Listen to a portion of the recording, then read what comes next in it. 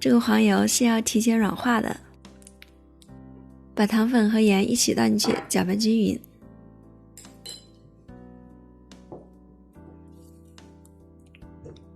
用打蛋器打大约1分钟左右，不需要打太发了。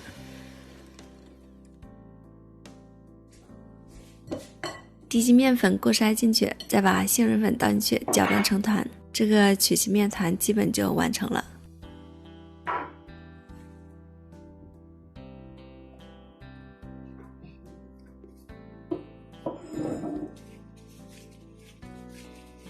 分成小份，再稍微揉一会儿，不用担心起筋，把它们搓成圆柱形，直径在2.5厘米左右。如果你的冰箱够大的话，可以整个面团一起搓，因为后面放了冰箱里边冷藏的。外面裹一圈白砂糖，用硅油纸包着，再用刮刀刮一刮，这样可以让它的形状更饱满、更圆。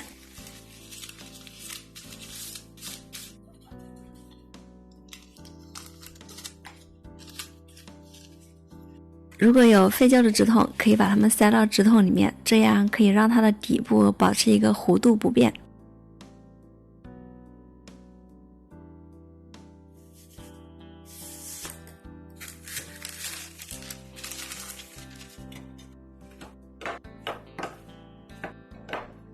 定型好了之后，我们把烤箱打开预热，上下管160度左右，切成小块，长度在2厘米左右。稍微放一会儿，等它回温变软了之后，我们再按半颗杏仁进去，要不然会开裂的。如果你着急的话，可以放到烤箱里边烤3到5分钟，也会变软的。放中层或者中上层，160度烘烤25到30分钟左右。